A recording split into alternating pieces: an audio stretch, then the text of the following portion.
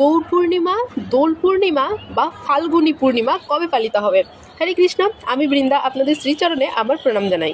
গৌর পূর্ণিমা হলো গৌরাঙ্গ মহাপ্রভুর শুভ আবির্ভাব তিথি। তিনি ফাল্গুনী মাসের পূর্ণিমা তিথিতে নবদ্বীপে অবতীর্ণ হয়েছিলেন, আর এই দিনেই বৃন্দাবনে রাধাকৃষ্ণের দোলযাত্রা হয়েছিল। তো এজন্যই এই গৌর পূর্ণিমাকে দোল পূর্ণিমা বা ফাল্গুনী পূর্ণিমাও বলা হয়ে থাকে।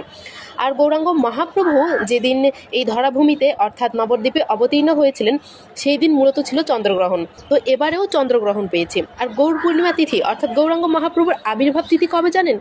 আর একদমই বেশি সময় নেই, আসছে আগামী 3 মার্চ পালিত হবে এই গৌর পূর্ণিমা।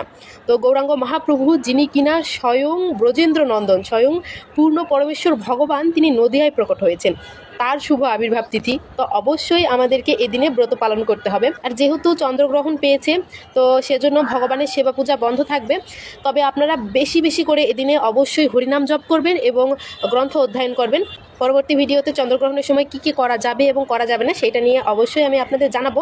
তবে গৌরাঙ্গ মহাপ্রভুর শুভ আবির্ভাব তিথি অবশ্যই অবশ্যই আপনারা ব্রত পালন করবেন। স্বয়ং কৃষ্ণচন্দ্র আজ নবদ্বীপ চন্দ্র গৌরাঙ্গ হয়ে আমার নদিয়ায় প্রকট হতে চলেছেন 3 মার্চ। তো বুঝতেই পারছেন, অত্যন্ত মাহাত্ম্য সম্পন্ন একটা দিন, কারণ ভগবানের আবির্ভাব তিথি। তো এই দিনে আপনারা অবশ্যই অবশ্যই ব্রত পালন করে শ্রী চৈতন্য মহাপ্রভুর অশেষ অশেষ করুণা কৃপা লাভ করবেন।